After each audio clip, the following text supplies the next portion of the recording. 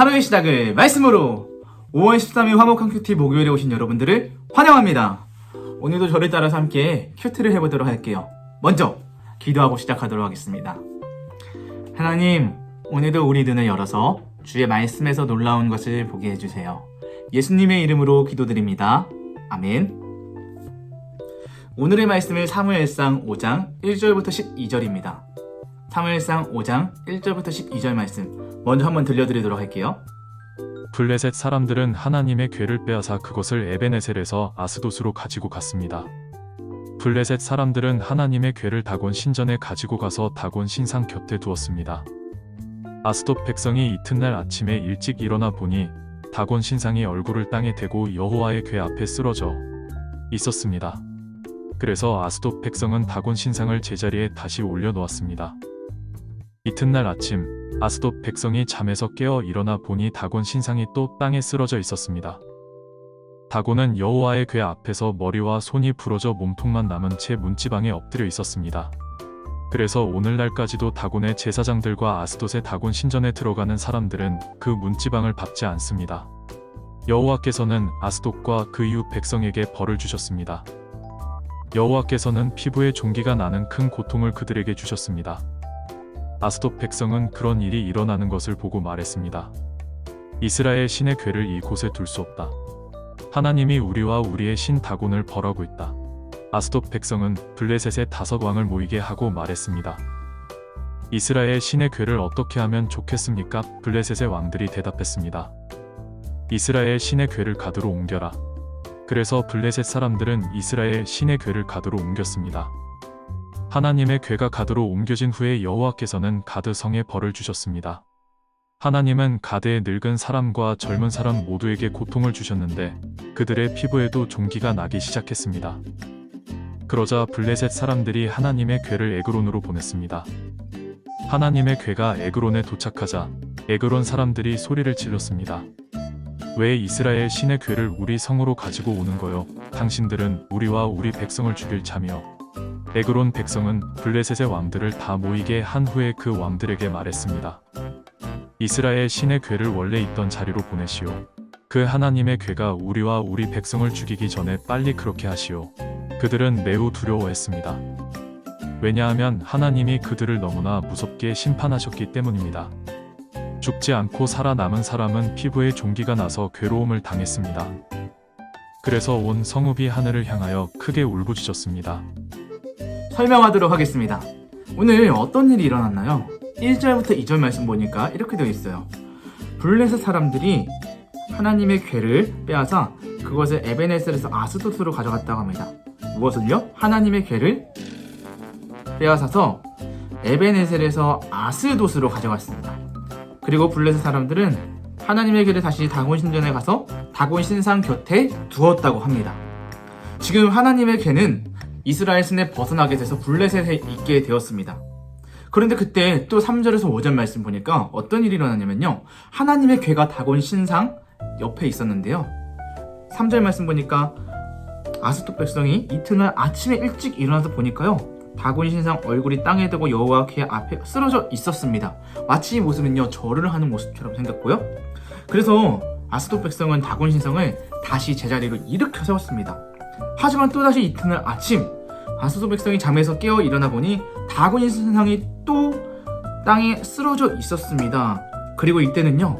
여호와 궤 앞에서 머리와 손이 부러져 몸통만 남은 채 문지방에 엎드려 있었습니다. 라고 하면서 심지어 머리와 몸통만 남고 손목이 부러진 상태로 있었다고 합니다. 머리도 부러져 있던 상태였죠. 그래서 5절 말씀 보니까 오늘날까지도 다곤의 제사장들과 아스돗의 다곤 신전에 들어가는 사람들은 그 문지방을 밟지 않는다라고 말을 하는데요. 그런데 놀라운 것은요. 오늘 6절부터 12절 블레셋 땅에서 일어났던 일들입니다. 어떤 일들이 일어나냐면요. 60절 말씀 보니까요. 여호와께서는 아스돗과 그 이웃 백성들에게 벌을 주셨대요. 그 벌이 뭐냐면요. 피부에 종기가 나는 큰 고통을 주셨다고 합니다. 그러니까 사람들이 그러는 거예요. 모여서 회의를 해요. 이스라엘의 신의 궤를 어떻게 할까요? 라고 합니다. 이스라엘의 신의 궤를 이곳에 둘 수 없다. 하나님이 우리와 우리 신 다곤을 벌하고 있다라고 하면서 블레셋 5왕이 모이고 말을 하는데 그러면 어떻게 이 이스라엘의 신의 길을 어떻게 하면 좋을까라고 하니까 그들이 이 법궤를 이스라엘의 신의 이것을 가드로 옮기자고 합니다. 가드도 블레셋 사람들이 살던 땅인데요. 그래서 그 가드로 법궤가 이동하게 됩니다. 하지만 하나님의 궤가 가드로 옮겨진 후에는 이번에는요, 가드에서 벌이 일어나기 시작합니다. 가드성에 벌이 일어나기 시작해요. 가드성에 벌을 주셨습니다. 하나님은 이때도 늙은 사람, 젊은 사람 모두에게 고통을 주셨고 피부에 종기가 나기 시작했습니다. 그러니까 이들도 가드에서 또 다른 곳으로 옮기자고 합니다. 이번에는 어디로 옮기냐면요, 에그론에 옮기자고 합니다. 그런데 에그론 사람들이 소리를 지릅니다. 왜 이스라엘의 신의 길을 우리 성으로 가지고 오는 거죠? 당신들 우리들 죽일 셈이에요? 라고 말을 하는 거예요. 그래서 그들이 회의를 합니다. 이스라엘에 있던 신의 궤를 그냥 원래 있던 자리로 보내십시다 라고 말하는 거예요.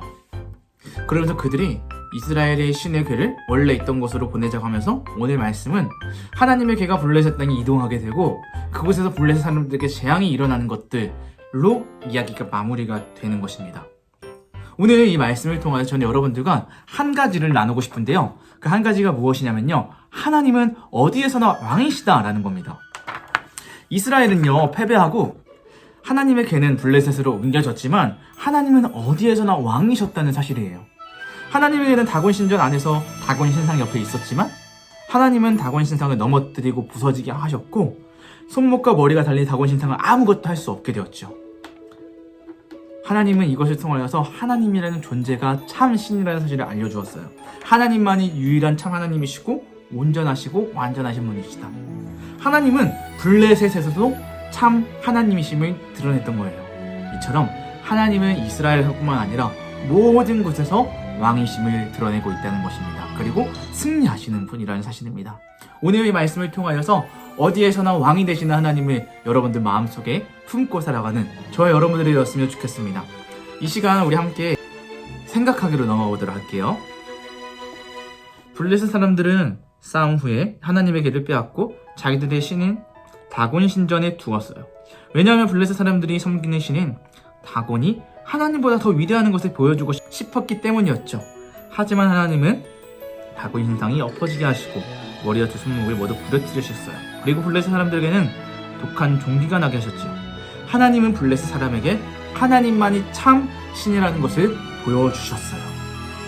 네, 그렇습니다. 하나님만이 참 신이십니다. 관찰하기로 넘어가 볼까요? 블레셋 사람들은 왜 하나님의 궤가 오는 것을 두려워했나요? 자기들에게도 또 벌을 주시고 피부에 종기가 나게 할까봐 그랬습니다. 벌을 주실까봐요. 그렇다면 결심하기로 넘어가 볼게요.